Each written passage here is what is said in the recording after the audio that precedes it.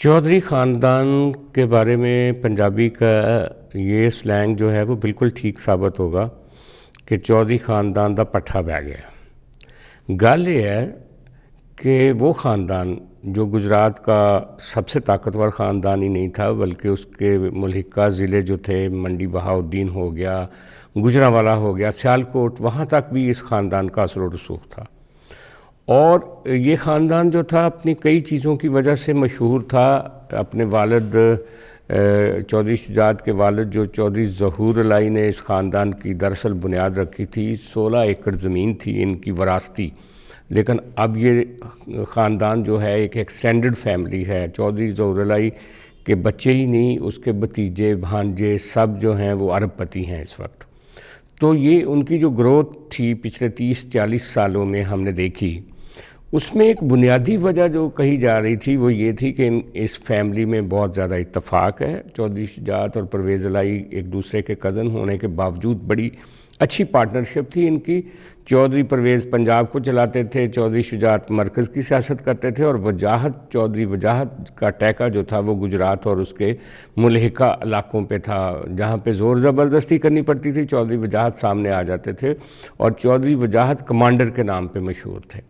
लेकिन अब क्या हुआ कि चौधरी वजाहत को मूनस इलाही ने इस्तेमाल किया कि वो चौधरी शुजात की जगह लें। पार्टी का तख्ता उलटने की कोशिश की, चौधरी शुजात की जगह चौधरी वजाहत को पार्टी का सदर बनाने की कोशिश की गई, और चौधरी शुजात के बेटों ने फाइनली चौधरी वजाहत की गिरफ़्तारी के लिए पुलिस को कहा और उसने सीढ़ी लगाई और उनके घर पे छापा मारा गया। तो यूँ वो जो इत्तेहाद इत्तफ़ाक़ का कहानी थी और जो कहा जा रहा था कि चौधरी शुजात और चौधरी परवेज़ अलाई में फिर रीयूनियन हो सकती है, दोनों हाथ मिला सकते हैं, वो बात जो है वो अब सियासी बयानबाजी में आ चुकी है। चौधरी वजाहत ने चौधरी शुजात के बारे में क्या कुछ कहा, चौधरी परवेज़ अलाई ने उनको चले हुए कारतूस कहा, और इसके अलावा जो अब वो जो रिश्तेदार हैं इनके मोहसिन नकवी साहब जो वज़ीर आला हैं पंजाब के, उनके बारे में वो कहते हैं कि ये बिल्कुल पागल है।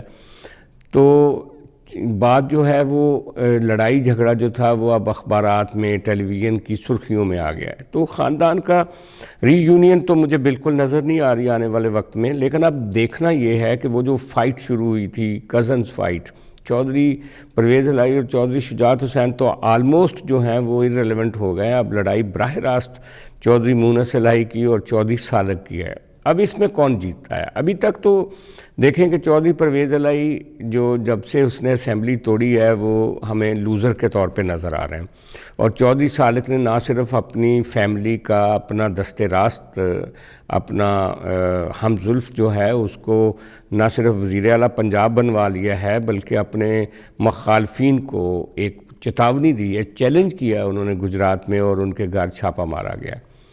अब देखना ये है कि चौधरी ख़ानदान ने जो पिछले 40 सालों में अपनी पावर केमिस्ट्री बनाई हुई थी, जिस तरह से ये मशहूर था कि वो रावलपिंडी से जुड़े हुए हैं और वो एस्टैब्लिशमेंट की मर्ज़ी के बगैर नहीं चलते। अब आने वाले वक्त में एस्टैब्लिशमेंट इन दोनों कज़न्स में से किसके ऊपर हाथ रखेगी?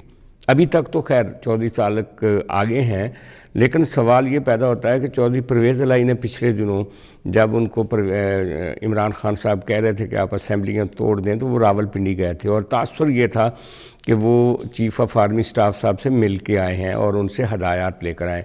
बाद में पता चला कि नहीं, उनको ISI के एक नंबर 2 या नंबर 3 ऑफिसर ने रावलपिंडी में उनके साथ मुलाकात की थी और उनसे कहा था कि रियासत ये चाहती है, स्टेट ये चाहती है, एस्टैब्लिशमेंट ये चाहती है कि पंजाब की असेंबली भी चलती रहे और मरकज़ की भी चलती रहे और वक्त पे इलेक्शन करवाए जाए।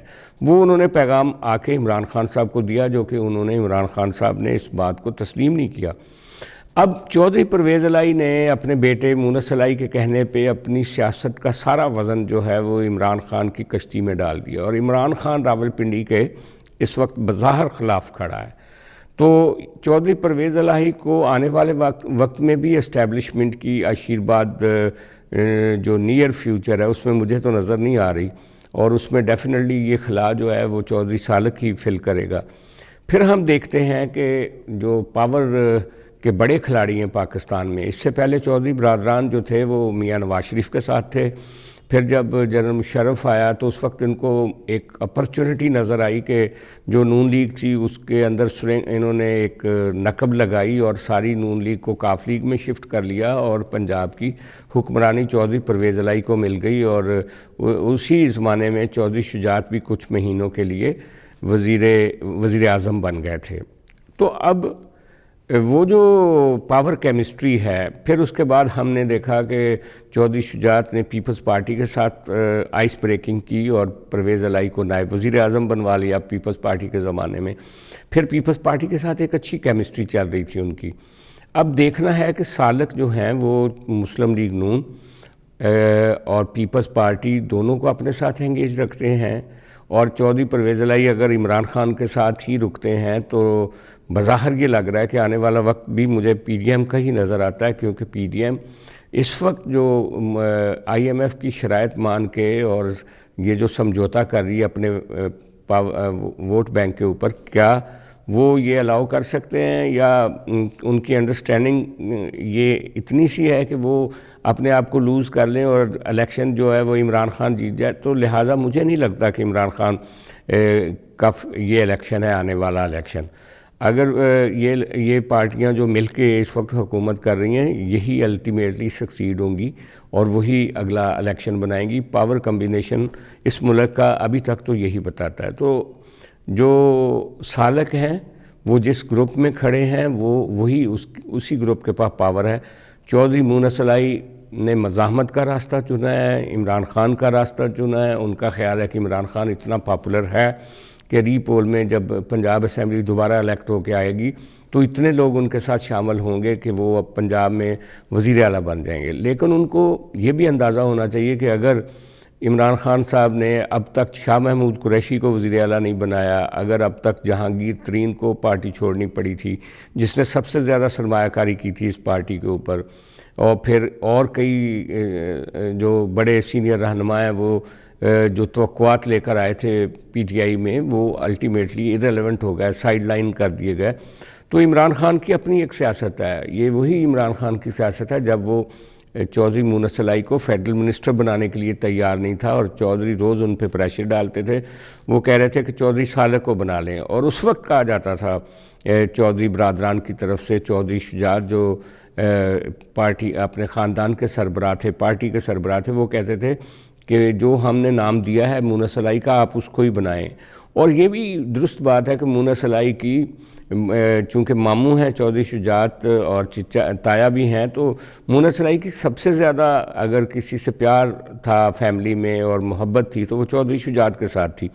لیکن جب وہ چودھری شجاعت صاحب کے بیٹوں کے سامنے مونس الہی اب کھڑا ہو گیا اور ان کے ساتھ دشمنی شروع کر دی تو الٹیمیٹلی چودھری شجاعت کو اپنے بچوں کے سر پہ ہاتھ رکھنا پڑا. آپ کو یاد ہوگا چودھری وجاہت نے چودھری سالک کے خلاف پچھلے دنوں ایک بیان دیا تھا کہ اس نے ڈالر لیے ہیں زرداری صاحب سے، تو چودھری شجاعت نے خود آ کے اس کو ریبٹل دیا تھا اس بیان کا. تو بہرحال چودھری شجاعت بیمار ہیں، چودھری پرویز الہی بھی آؤٹ گوئنگ ہیں. لڑائی یا دوستی تو اب مونس کی اور سالک کی آپس میں ہوگی، لیکن دوستی کے ابھی امکانات کم لگتے ہیں. کہا جا سکتا ہے کہ چودھری خاندان کا فی الحال تو شیرازہ بکھر گیا ہے.